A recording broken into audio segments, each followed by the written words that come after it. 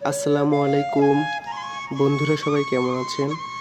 আশা করি আপনারা সকলেই ভালো আছেন। আমিও আপনাদের দোয়া এবং ভালোবাসায় আল্লাহর অশেষ মেহেরবানিতে আলহামদুলিল্লাহ ভালোই আছি। তো ঈদে গ্রামের বাড়িতে বেড়াতে আসছি, গ্রামের সৌন্দর্য উপভোগ করতেছি। ভাবলাম আপনাদের সাথেও সৌন্দর্যটা ভাগাভাগি করে নেই। এটা হচ্ছে গ্রামের একটা মেঠোপথের পাশেই একটা পুকুর। এখানে নানা প্রজাতির মাছ রয়েছে। শাপলা ফুল দেখলাম। এরপরে রাস্তার দুই পাশে সবুজ ধান ক্ষেত, ধানের শীষ বের হয়েছে। এটা একটা সরু খাল, খালের উপরে আবার ধান ক্ষেত।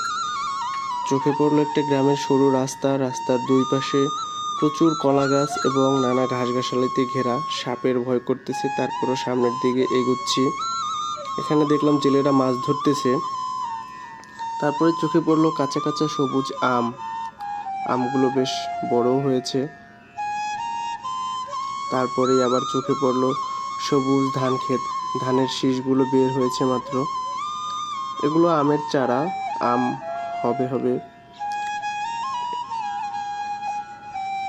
তারপরে দোকানের দিকে যাচ্ছি। দোকানের ওপারেই ঐতিহ্যবাহী রাজাপুর হাই স্কুল। বন্ধুরা, এটা আমার প্রথম ভিডিও, তো যদি কোনো ভুল ভ্রান্তি হয়ে থাকে কেউ কিছু মনে করবেন না প্লিজ।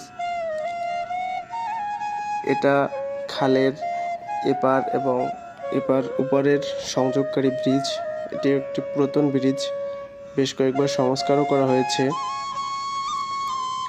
তো এই ব্রিজ থেকেই এপার এবং ওপারের মানুষজন যাতায়াত করে। শান্তশিষ্ট একটি খাল, গ্রামের মানুষও অনেক শান্তশিষ্ট। এটা রাজাপুর হাই স্কুলের গেট এবং এটা হচ্ছে প্রাইমারি স্কুল। প্রাইমারি এবং হাই স্কুল কাছাকাছি, একটু জুম করলেই দেখতে পাবেন এটা হচ্ছে হাই স্কুল।